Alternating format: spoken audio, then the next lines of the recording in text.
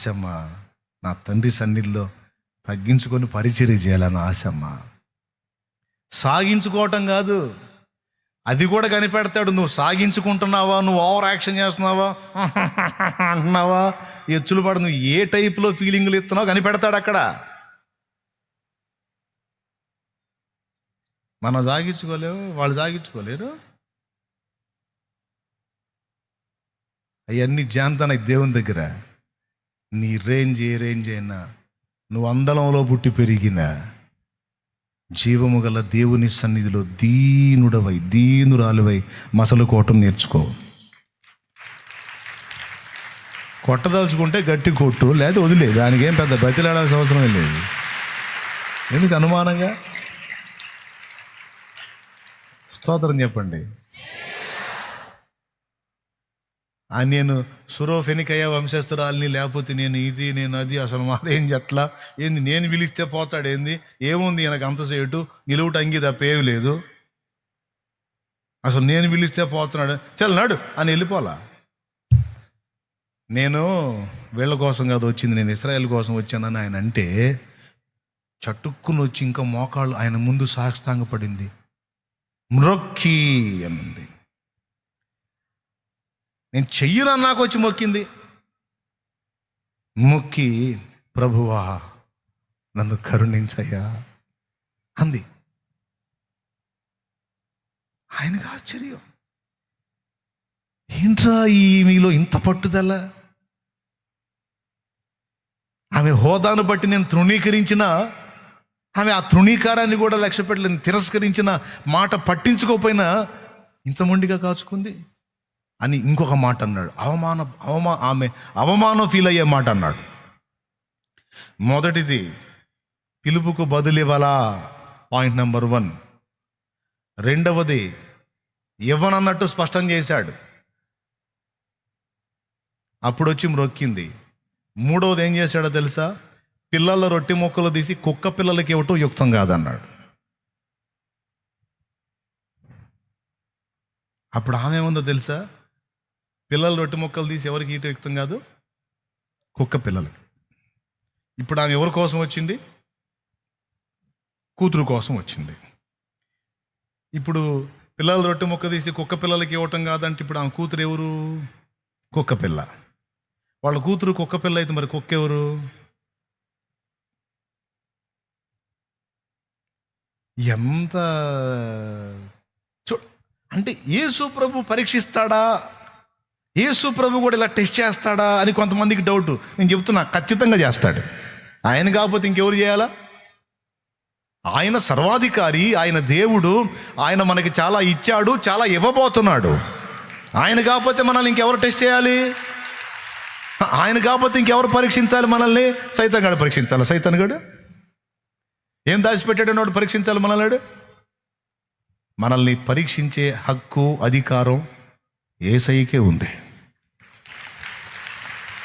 మనల్ని పరిశోధించుకోవాల్సిన అవసరత కూడా ఆయనకే ఉంది.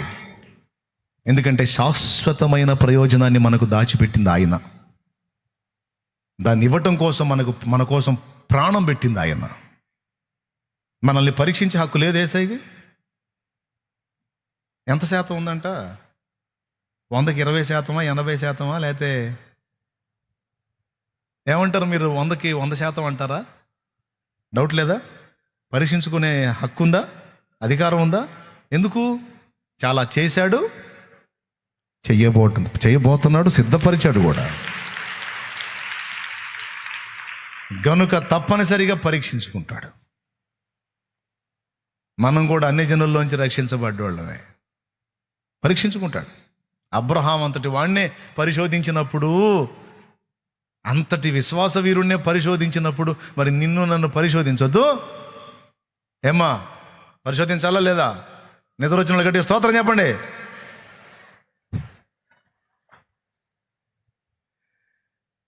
ఆయన పరిశోధిస్తే ఆమె పాస్ అయిందండి. పిల్లల రొట్టె ముక్కలు తీసి కుక్క పిల్లలకి వేయటం యుక్తం కాదన్నాడు. అంటే మీరు కుక్క పిల్లలు అంటాడు, అవమానంగా మాట్లాడాడు, అవమానపరిచినట్టు మాట్లాడాడు. అదే మాట నేను మిమ్మల్ని అంటే ఉంటారు. ఇక మిమ్మల్ని శాలేమన్నా అని పోతే ఎందుకు కుక్కలు కుక్క పిల్లలు అంటున్నాడు. నేను రాను బామ్మ. ఏంది అసలు నోరు కుదరట్లా ఆయనకి, ఏంది కుక్కలు కుక్క పిల్ల అంటున్నాడు ఏంటి చండాలంగా? అంత మాట అంటే ఆయన వదిలిపెట్టదే. ఏమంది, ఎంత తగ్గించుకుందో చూడండి ప్రభువా. మరి కుక్క పిల్లలు ఎట్ట బతకాలంది?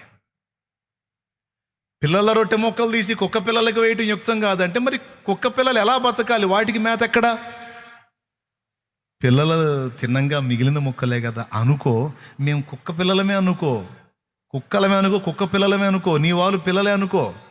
కనీసం వాళ్ళు తిన్నంగా వాళ్ళకి ఇవ్వంగా మిగిలిన అన్నా మాకు వేయాలి కదయ్యా నువ్వు. ఎంత విషయాన్ని పట్టుకుందో చూడండి ఆమె.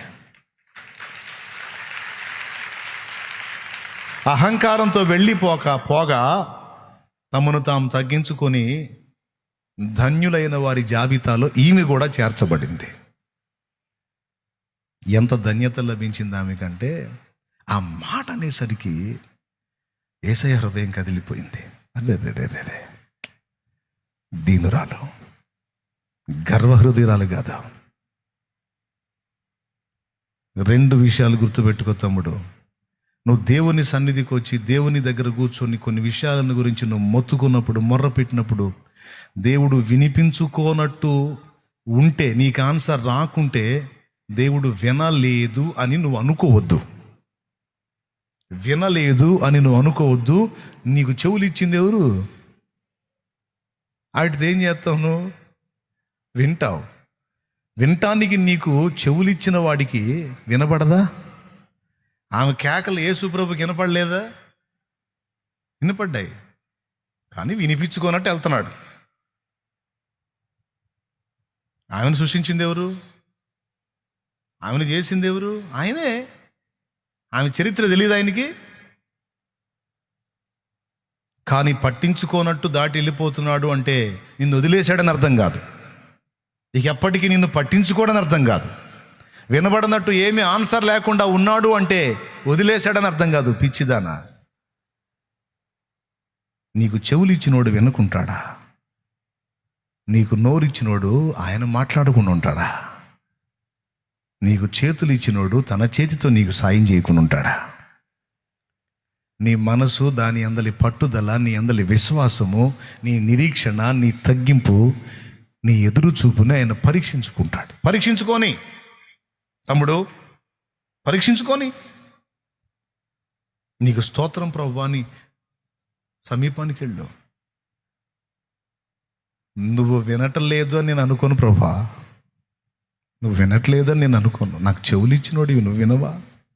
నువ్వు వింటావు, కానీ ఎందుకో మౌనంగా ఉన్నావు. దేవా, నన్ను పరీక్షిస్తున్నావా? వెంటనే సహాయం పొందడానికి అర్హుడిని కాదా, అర్హురాల్ని కాదా? పర్వాలేదు నాయన. లేకపోతే నేను ఇంకా నలగవలసి ఉన్నదా? నా ఆర్తధ్వనులు ఇంకా నీ చెంతకు చేరవలసి ఉన్నదా? పర్వాలేదు నాయన, నేను నిన్ను తృణీకరించను. నీ దయ కోసం, నీ కృప కోసం నేను కాచుకుంటాను. కానీ నువ్వు వినకుండా మాత్రం ఉండవయ్యా. నా ఆర్తధ్వని నీ సన్నిధిలో వినపడుతుందని నాకు తెలుసు. నేను ఎన్నిసార్లు మొర్ర పెట్టాను, అన్నిసార్లు నా మొర్ర నీ యొద్ద చేరిందని తెలుసు. నా ప్రార్థనలు నీ చెంత ఉన్నవని తెలుసు. నా కన్నీళ్లు నీ బుడ్డిలో దాచి ఉన్నావని నాకు తెలుసు. ఎందుకంటే నేను పాపినై ఉన్నప్పుడే నన్ను ప్రేమించి ప్రాణం పెట్టినోడివి నువ్వు. నేను మంచోడినై, మంచిదాన్నై ఉన్నప్పుడు కాదు, నేను పూర్తిగా చెడిపోయిన స్థితిలో, చచ్చిన స్థితిలో, నీకు శత్రువుగా నడుచుకున్న దినానే నన్ను ప్రేమించి, ఆ చెడిపోయినోడిని, ఆ చెడిపోయిన దాన్ని ప్రేమించి చచ్చిపోయినోడు అని నాకు తెలుసు. నువ్వు నా కోసం ప్రాణం పెట్టినోడు అని నాకు తెలుసు. నువ్వు నా మొర ఎందుకు వినవు దేవా? నువ్వు నా ప్రార్థన ఎందుకు వినవు? ఖచ్చితంగా వింటావు. కానీ నా నిరీక్షణను, నా విశ్వాసాన్ని నువ్వు పరీక్షిస్తున్నావు. ఏదేమైనా అన్యుల దగ్గరికి వెళ్ళి చేయి చాపను, మరొక దారి నేను వెతుక్కోను. నా రక్షకుడివి, నా ప్రియుడివి, నా రాజువి, నా ప్రభువి, నా దేవుడివి, నాకున్న ఆధారము నువ్వే. నీట ముంచిన పాల ముంచిన నువ్వే, నా స్థితిని నా గతిని ఏం చేసినా నువ్వే. నువ్వు ఆన్సర్ లేదని నేను కోపడినాయా? సర్వాధికారి నువ్వు, నీ ఇష్టం. కానీ నేను ఒకటి మాత్రం ఎరుగుదు, నా మొర్ర నీ చింత చేరిందని మాత్రం నాకు తెలుసు. ఇంకా ఎన్ని మొర్రలు చేరాలో అన్ని మొర్రలు చేరుస్తా, మొర్ర పెడతానే ఉంటా. నా మొర్ర ఆగదు, నేను ఆగను. ఎందుకంటే నేను వేదనలో ఉన్నాను, నేను నలిగిపోతున్నాను. నీ సన్నిధి, నీ పాదాలు తప్ప నాకు వేరే ప్రత్యామ్నాయం లేదు, వేరే దిక్కు లేదు నాకు. ఏ నరుని దగ్గరికి పోయి నేను దేహి అని అడగలేను. నేను నీ పాదాల దగ్గరికి వచ్చాను. నా కోసం కదలవా తండ్రి. ఆయనకు మ్రొక్కు, ఆయన్ను మరి బిగ్గరగా కేకలువే, నిరీక్షించు. దేవుని కార్యాన్ని తప్పకుండా చూస్తావు. ప్రైజ్ ద లార్డ్, హల్లెలూయా. ఆయన అన్యాయస్తుడైతే కాదు. అందరు చెప్పండి, ఎప్పుడు ప్రేమించాడు నిన్ను? మంచిగా ఉన్నప్పుడా, చెడిపోయిన స్థితిలో ఉన్నప్పుడేనా? ఎంత ప్రేమించాడో?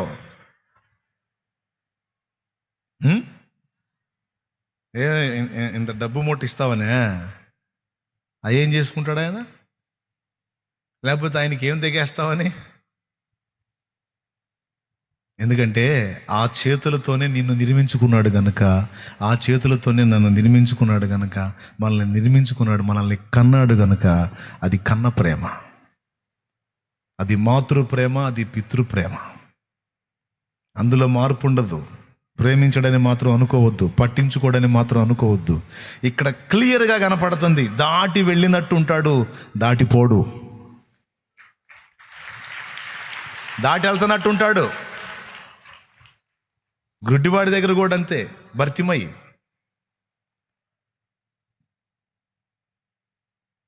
దావీదు కుమారుడా నన్ను కరుణించు అయ్యా అని కేకలేస్తుంటే చక చక చక చక వెళ్ళిపోతున్నాడు. ఇంకా పెద్దగా కేకలేసాడు. కేకలు మానలా.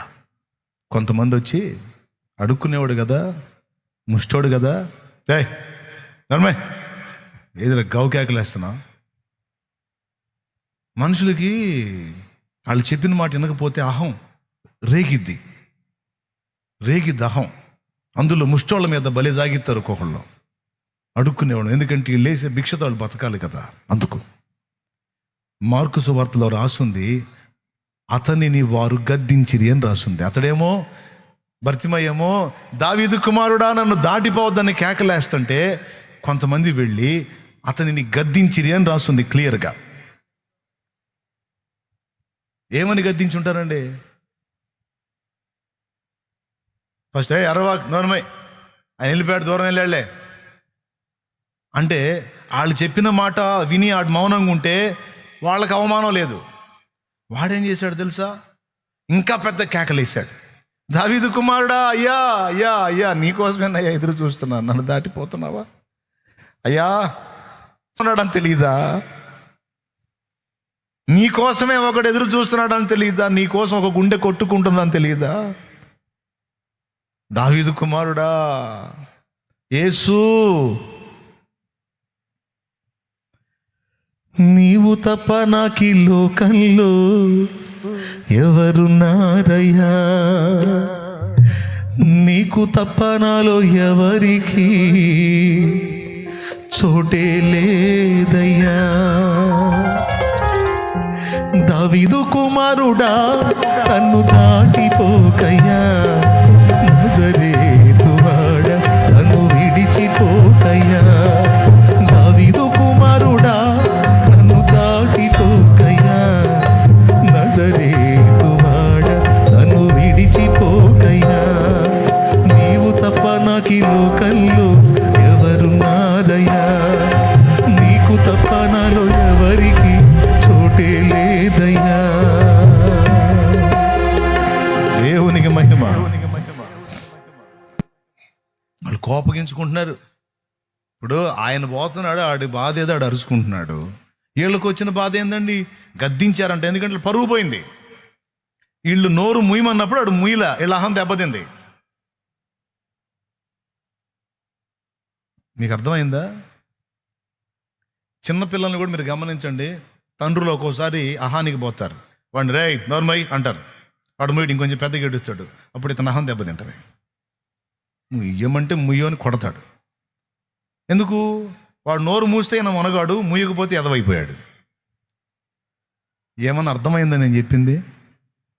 వాళ్ళు నోరు ముయ్యమన్నప్పుడు అతను మూసినట్లయితే వాళ్ళు మునగాళ్ళు, కానీ అతని బాధలు వాళ్ళకేం తెలుసు? వాళ్ళ కళ్ళు పోతాయి కదా వాళ్ళకి అర్థమయ్యేది.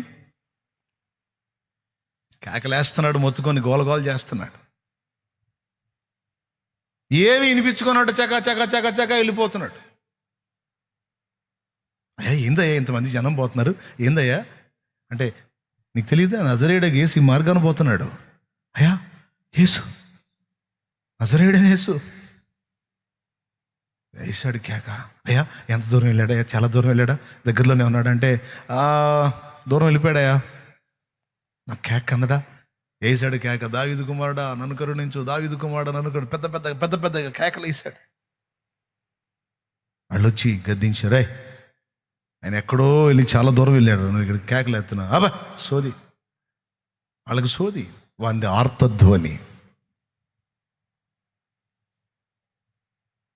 నీకేం తెలుసురా నా బతుకు? వాని బాధ వాడిని వినిపించుకున్నట్టు వెళ్తున్నాడు, చక్క చక్క చక్క చక్క వెళ్తున్నాడు, కేకలాపలా వేస్తానే ఉన్నాడు. నీ కేకలు ఆగకూడదు. దేవుని సమాధానం నీవు పొందినంత వరకు నీ కేకలు ఆగకూడదు. దేవునికి స్తోత్రం కలుగును గాక. ఇంట్లో వాళ్ళ మీద కేకలేయొద్దు, మనుషుల మీద కేకలేయొద్దు, మనుషుల ముందుకు పోయి కేకలేయొద్దు. కొంతమందికి పరిస్థితులు మారక, ఒక దరి తెన్ను దొరక్క ఇంట్లో వాళ్ళ మీద కేకలేసుకు, ఒకళ్ళ మీద ఒకళ్ళు కేకలేసుకుంటుంటారు. ఈ కేకలు వేస్ట్. నువ్వు తేడా, నీ దరిద్రమే, నీ కొంప నువ్వే మా కొంపగా శనిలాగా పట్టావు, నువ్వు అట్ట దరిద్రం, నువ్వు ఇట్ట దరిద్రం అని ఒకళ్ళ మీద ఒకళ్ళు కేకలు వేసుకోవద్దు. ఎవరికాళ్ళు వ్యక్తిగతంగా ఆయన వైపు తిరిగి ఆయనను కేక వేయండి, ఆయనను కేక వేసి ఆయనను నిలయండి, ఆయన ఆపటం చేయండి. ఆపినాయి అట్లా పోతాడు కానీ పట్టించుకోనట్టు ఎట్లా పోతాడమ్మా? లోకమంతా చూచి నన్ను ఏడిపించిన, జాలితో నన్ను చేరదీసిన, లోకమంతా చూచి నన్ను ఏడిపించిన, జాలితో నన్ను చేరదీసిన, ఒంటరినయ్యా నా తోడు నిలువవా, ఒంటరినయ్యా నా తోడు నిలువవా, దావీదు కుమారుడా నన్ను దాటిపోకయ్యా, నజరేతు వాడా విడిచిపోకయ్యా. చిన్న మాట వీళ్ళు వచ్చి అతన్ని గద్దించకపోతే, రే చాలా మంది కళ్ళు తెరిచాడు, యేసు పోతున్నారు, ఇది మనూరు కళ్ళు లేనోడ్రా, ఇది గుడ్డోడు పాప అయ్యో అని ఆయన వెంట పరిగెత్తాలి కదా. ఎవడండి సాయం చేసేది? ఎవరికండి పట్టేది? ఎవరికండి మన కన్నీళ్ళు ఇంపుగా ఉండేది?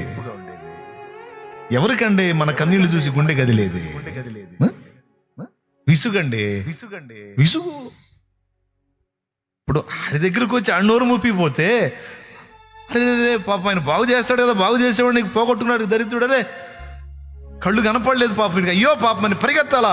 యేసు వెంటబడి ప్రభువా ప్రభువా ప్రభువా అని పరిగెత్తి వెళ్ళి ఆయన నిలేసి ఆయన ఆపి నేను తీసుకెళ్ళా. ఎవడు సాయం చేశాడు? పోయేవాడి ముందు కర్ర అయితే అడ్డం పెడతారు, అరే గుడ్డడా అని అయితే అంటారు. ఆ రోడ్డు మీద తడవలు ఆడుకుంటూ పోతుంటే ఆ పశువులు ఏవో ఎదురుగా వచ్చి తగులుతూ ఉంటే ఆడు కింద పడతారు, పడ్డాడా నవ్వుకొని ఎగతాళి చేస్తారు. ఆడి గుంట ఏదో మెరకేదో అర్థం కాక ఆ తడవలు ఆడుతా తడు గుంటలో పడితే అరే ఇడు గుడ్డోడు పడ్డాడు ఎగతాళి చేస్తారు. అరే కనికరం వాడికి రా నాయన. చెప్పనా, నువ్వు ఏడిస్తే కొంతమందికి విసుగు తమ్ముడు, నువ్వు ఏడిస్తే కొంతమందికి చీదరమ్మా, నువ్వు ఏడిస్తే కొంతమందికి ఇబ్బంది. నీ ఏడుపును చూసి కనికరపడరు, గద్దిస్తూ ఉంటారు. నీ నోరు మూపియటానికి ట్రై చేస్తూ ఉంటారు. ఆ నోరు మూపియటం కాదు, అని పక్షంగా పోయి కేక వేయాలి. ఆ నోరు మూపియటం కదండి, పక్షంగా ప్రభువా అయ్యో పాపం గుడ్డోడయ్యా, అయ్యా గుడ్డోడని కేక వేయాలి. ఆ నోరు మూపిస్తున్నారు. వాళ్ళ మాటలు నిజంగా నోరు మూస్తే ఇక జీవితాంతం అదే బతుకులో ఉండేవాడు. కడుపులో మండింది వానికి కూడా, తెలియగలడు వాడు, తిక్కలోడు కాదు. కడుపులో మండిపోయి రే నా మీద జాలి పడేవాళ్ళరా మీరు, నా మీద కనికర పడేవాళ్ళ మీరు. ఆయన కళ్ళు లేనుండ్రా, ఆయన ఎక్కడున్నాడు నాకు తెలియదు. పుండ్రా, ఇక్కడ ఒక జీవోత్సవం ఉందని చెప్పండి రా. చావలేక బతకలేక జీవోత్సవమై ఉన్నవాడు ఒకడు ఉన్నాడని చెప్పండి రా. మీరు ప్రేమ గలవాళ్ళు అయితే నా నోరు మూపిస్తారా?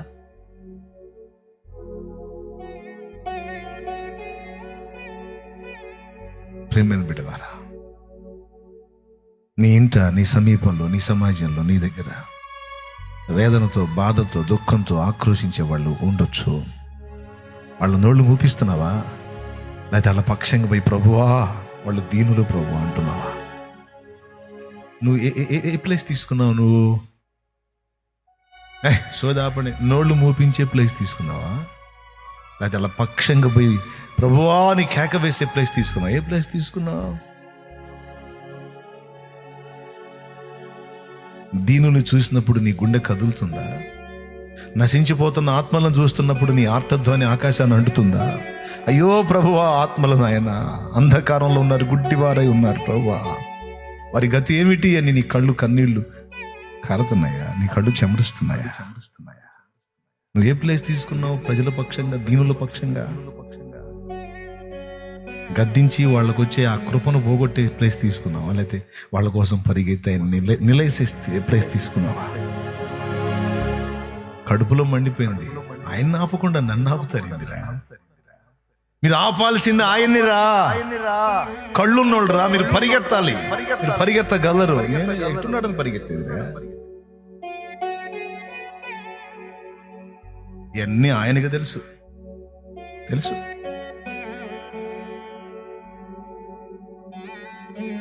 చక చక చక నడుస్తానే తక్కువని ఆగాడు. ఆయన ఎందుకు పోతాడు? ఆయన దాటిపోయేవాడు కాదైతే, దాటిపోయేవాడు కదా, ఆయన ఆగాడు. చక చక నడుస్తా ముందుకెళ్ళిపోయేవాడు ఆగాడేంటి?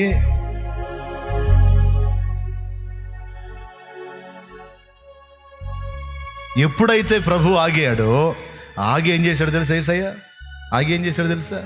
వానిని నా యొద్దకు తీసుకొని రండి అన్నాడు. అప్పుడు పోయి అంటున్నారు, అప్పుడు పోయి ఏమంటున్నారు చూడ, చదువున్నాను ఒకసారి, చదువున్నానా? ధైర్యము తెచ్చుకొను. అబ్బాబాబాబాబాబాబా, ఎంత ఓదార్పు! ఎప్పుడు?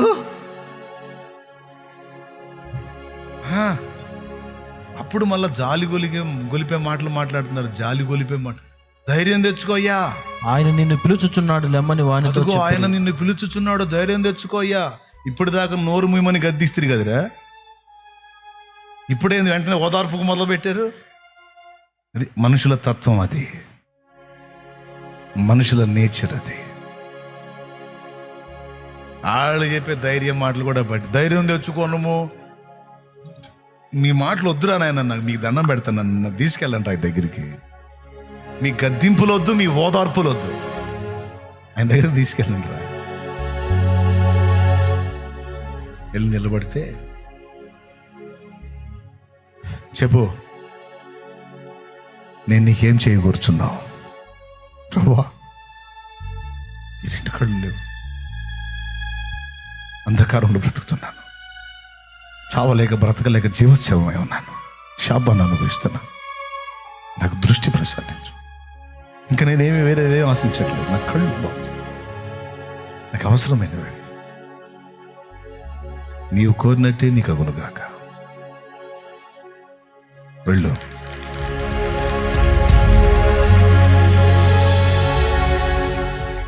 రెండు అడుగులు వేసాడు, రెండు కళ్ళు కనపడ్డాయి, చూపు వచ్చేసింది.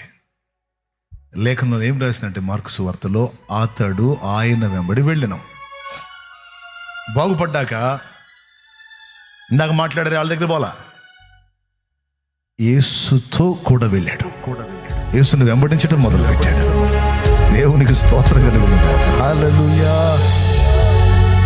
అందుకు వెళ్ళు, యేసు అంటున్నాడు, అందుకు యేసు నీవు వెళ్ళుమో, నీ విశ్వాసము నిన్ను స్వస్థపరిచిందని చెప్పాను. ఇక్కడ కూడా విశ్వాసాన్ని గురించే మాట్లాడాడు. ఆమె దగ్గర కూడా అమ్మా నీ విశ్వాసం గొప్పదన్నాడు. ఎందుకు తెలుసా?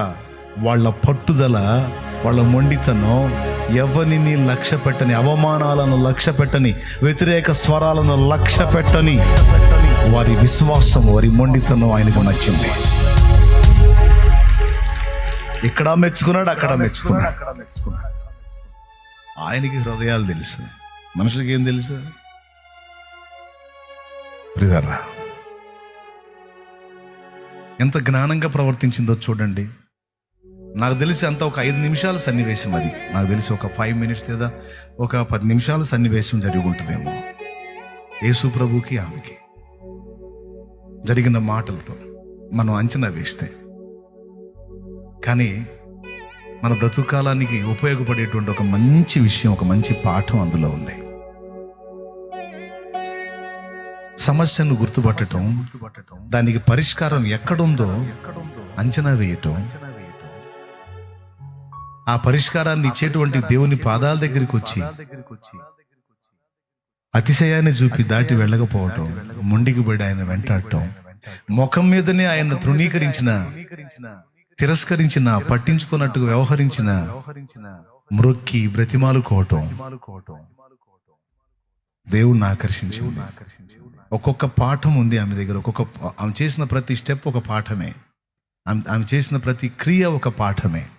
ఎందుకంటే నా ప్రభు ఆమెకి అక్కడ కూతుర్ని స్వస్థపరచడం కాదు, చరిత్ర పుటలలో, పరిశుద్ధ గ్రంథములో ఆమె స్టోరీ వచ్చేటట్టు చేశాడు.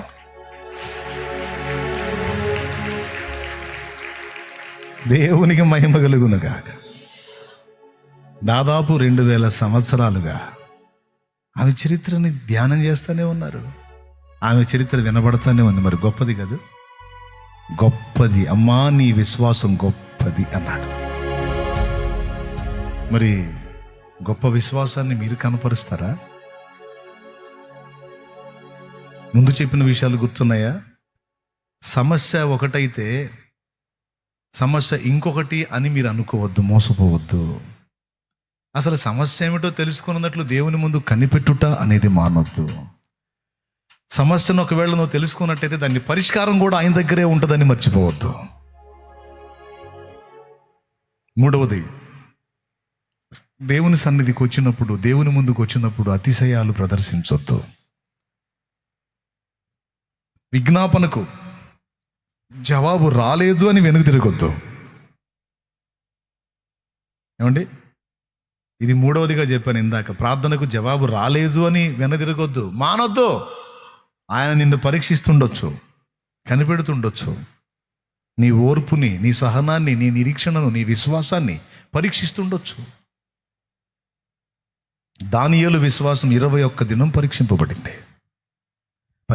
అంటే అడ్డగింపబడింది. అక్కడ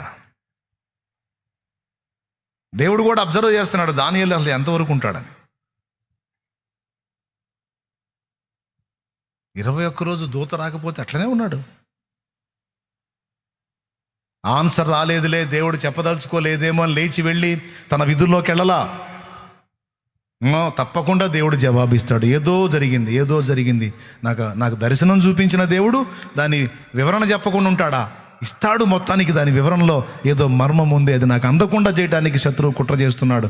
నేను ఇప్పుడు ప్రార్థన, ఒకవేళ దానియేలు ప్రార్థన మాని లేచి వెళ్ళిపోయినట్టయితే దూత కిందకు వచ్చేవాడా, పైకి వెళ్ళిపోయేవాడు? మళ్ళీ మీరు చెప్పండి. దానియేలు ఏందబ్బా ఇంకా రాలేదని 1 వారం రోజులుండి, ఏదో నేను అడుగుతున్నాను దేవుడు జవాబు ఇవ్వలేదని ప్రార్థన ముగించి అతను లేచి వెళ్ళినట్లయితే దూత రావటానికి అవకాశం ఉండేదా? కిందికి వచ్చేవాడా దూత? గాబ్రియల్ దూత పైకి వెళ్ళిపోయాడా? దేవుడు గాబ్రియల్ని పంపించాడంటేనే అర్థం ఏంటో తెలుసా? ఆన్సర్ వచ్చిందాక దానియేలు లేవడని దేవుడికి తెలుసు. అది ఆయన ఇరుగును కదా. 21 రోజు కాదు, ఇంకా 14 రోజులైనా సరే కూర్చుంటాడు. మొండోడు మామూలుడు కాదు. దానియేలు అంటే నాకు బహుప్రియుడు. నీకు ఆన్సర్ రాకపోతే ఎందుకు వదిలేస్తావు ప్రార్థనని? అలాగే చెప్తున్నాను, అన్ని విషయాల కోసం ప్రార్థన చేయటం ఉంది, ఒకే అంశం కోసం పోరాటం కూడా. అది దేవుని ముందు పెట్టి ఆ ఒకే విషయాన్ని సాధించేంత వరకు పట్టు వదలక ప్రార్థన. నీ పిల్లలది కానీ, నీ ఫ్యామిలీ ఏది, నీ ప్రయత్నాలు కానీ, తమ్ముడు నీది ఏదైనా సరే రోజు గోజాడు. విసుగు పుట్టాలి లేసైకి. రోజు నాకు తెలియదు దాని సంగతి తేల్చని కూర్చో. ఖచ్చితంగా నీకు అటో ఇటో తేల్చకపోతే అప్పుడు అడుగు. ఆయన ఉన్నవాడు, ఆయన సజీవుడు, ప్రార్థనకు జవాబు ఇచ్చేవాడు, ఖచ్చితంగా తెలుస్తాడు.